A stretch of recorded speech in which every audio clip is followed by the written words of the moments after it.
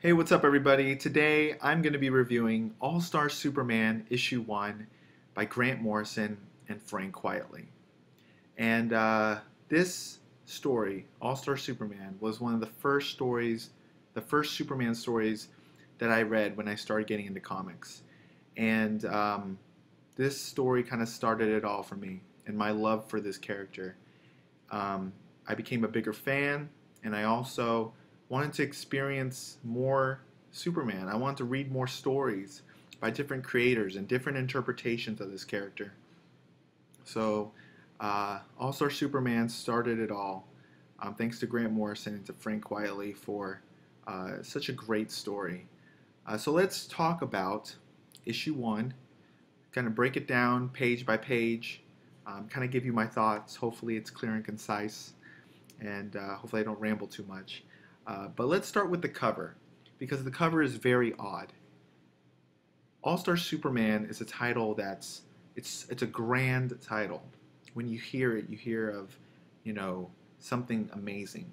So you would think the title or the cover would be like that. It would be big and bold, and you have Superman doing his iconic pose. But it's not. It's Superman sitting on the clouds, not looking down at Metropolis, but looking at us. And Grant Morrison, as a writer, as I've learned to read his work, there's different layers of his story. And as soon as you pick up the comic, as soon as you look at the title, there's a connection between the reader and Superman. Frank Quitely depicts Superman on this cover as a friend, not as a hero. And something that I've kind of wanted to think, something that I really thought about after I read this story, as Superman's looking at us and the journey he's about to face in this story. He looks at us not for help, but just, tells us through looking at us that we're not alone. The journey that we face as, as human beings, he's going to be there like we are going to be there with him. So that's kind of really deep thinking, but once you read this story, it makes you think about, Superman's journey and also yours. So let's move on to the next page.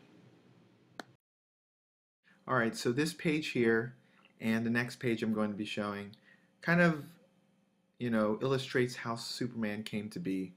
And Morrison lets Frank Quitely really work his magic as an artist and as a storyteller. There's very few words on each panel, but there's so much emotion. With Krypton, dying, Clark's or Kal-El's parents sacrificing themselves to get Kal-El out of Krypton, and the happiness that, Jonathan and Martha Kent, and the surprise in their face that, they find a baby, Kal-El, Clark, who becomes a part of their family. So, there's so much emotion in each panel. You have the sadness of, seeing their son for the last time, but also the happiness that the Kents feel when they, see Clark for the first time. So, the values that both these parents instilled in Superman become who he is today. And it's a brilliant two-page panel of Superman flying under the sun. And this is just one of my favorite depictions of Superman. It's something that I can look at for days and just be in awe of how beautiful the picture is, and just it's a testament to Frank Quitely's brilliance of how he depicts Superman. And I love the way he's flying also. It's just brilliant stuff. Alright, so the story begins on the sun, and we're introduced to these bunch of characters who will be a big part of the story going forward and this issue. So we're introduced to Leo Quintum, who is the director of project, and he's, with the help of Lex Luthor, is trying to find some information regarding the sun. But something goes terribly wrong, And I just want to point out here the panel layout by Frank Quietly. He just knows how to use the whole page to his advantage. And as the ship is going down, so are the panels, which I found very, very cool. Uh, Lex Luthor is not on the ship. He's actually on Earth, communicating with them through this little alien thing. And then they find out that this alien creature is actually a suicide bomb in human form. And Lex Luthor says, "Death, courtesy of Lex Luthor." So something fishy is going on, and he is trying to bait Superman into saving them. So go to the next page, and we have Agatha, I think, part of the project crew. I think one of Leo Quintum's assistants. And Superman is on the way to save the day, as usual. Morrison plays up the fact, or plays up how Superman gets his powers, and that becomes a big part in this issue as we go along. So as Superman is trying to save Leo Quintum, we are, we are back on Earth, back in Metropolis, and into the Daily Planet, where Lois is trying to figure out the next story of Superman. And it says Superman saves the first manned sun mission. And we also get some information about Leo Quintum, who is trying to map out the sun. So after I read this issue and I read the story and I went back, this was definitely a trick that Morrison put, this page here, to kind of, bait the reader into thinking everything's going to be okay. This is just kind of a normal thing, a normal day for Superman. But as the issue goes along, a lot of things change. And Perry White is going to run a story about Lex Luthor and how he lied, and an ongoing thing is like Luthor sacrifices his credibility to the public for, to try to get the greatest triumph against Superman.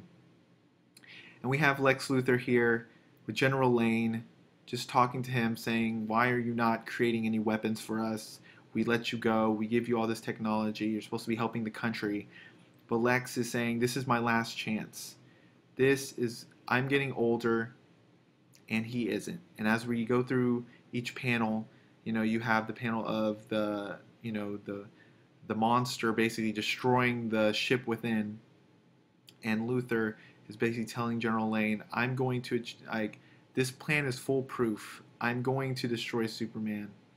And we get the next panel is Superman basically entering the ship, and Luthor has already won. He is so confident that he is now going to kill Superman, and we're going to find that out in the next couple of panels, or next couple of pages.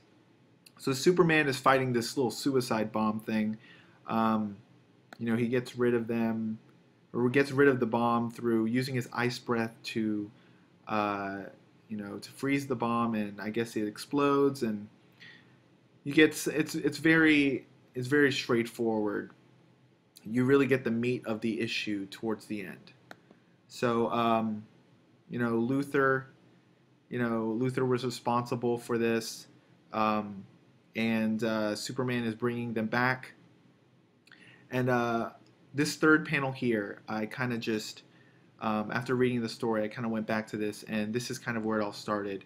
It says Superman is shielding us by extending his own bioelectric field. It seems impossible. And then Leo says, only nothing is impossible, Flora." And here we find out what happens to Superman after that mission after the mission on the sun. So this is where we receive the bad news. Clark is doing some tests, and Leo says to Superman, "All of your powers have tripled. You've even gained some new powers. But we have some bad news." And it's the moment that kind of starts Superman's journey as he finds out that he is dying. and that all the solar radiation that he accumulated while he was in the sun, while he was saving Leo, it's too much for his body, and he's experiencing cell death. And Superman just looks at his hands and he says, "I see it. It's like tiny fireworks below my skin. What a bizarre irony if the source of my powers winds up killing me when everything else has failed." So Leo just kind of explains how this is happening, and we find out that Luthor was behind it all. Leo says, "You risked everything to save my crew and me, but Luthor used us to kill you." And that kind of, that's the moment that Superman has felt the most human, when he found out that he's going to die. And he kind of built this up through the cover, just the way Morrison was humanizing the character through the cover and through the origin, and now to this moment here when he finds out that he's going to die. And it's just this kind of starts the whole journey for Superman. So Superman is looking out to the stars, and Leo is a character that will play a big part in this story. I was looking up more about this character, and I found out that there were some theories that people were putting on the internet about Leo Quintum and Lex Luthor, and how there's a theory that Leo Quintum is future Lex Luthor. Once you read the story, you'll kind of figure out what I mean. And Morrison kind of debunked the whole theory, saying that Leo Quintum is just a good scientist and Lex Luthor's just a bad scientist. And but when you read the story, you will kind of figure out why that theory is kind of interesting. So Leo Quintum, has always seen this moment. He's always a forward thinker. He's always wanted to, create a second Superman, just in case something like this ever happened. And throughout the story, Leo becomes a friend to Superman. So Superman just wants, he doesn't want anybody to know what's going on and what's happening to him. And this begins the journey, the 12 labors of Superman that he's going to complete throughout the book and through each issue. So Morrison teases a little bit about what's going to happen in future issues with this page of the Daily Planet. And Perry White says, "Exclusive interview," he said. And that's, kind of a tease to future issues down the road. One of my favorite panels in issue 1 is Clark Kent stumbling onto Perry White's office. And you could probably take a guess who this exclusive interview is going to be. And you kind of get a hint here. Lex Luthor has now been arrested for attempted murder and crimes against humanity. And only Lex Luthor can say this: "Thank God, it's for my own good. I realize that. Put me away, boys, before I do something really terrible to Superman." So in Lex Luthor fashion, his arrogance shines, and the story ends.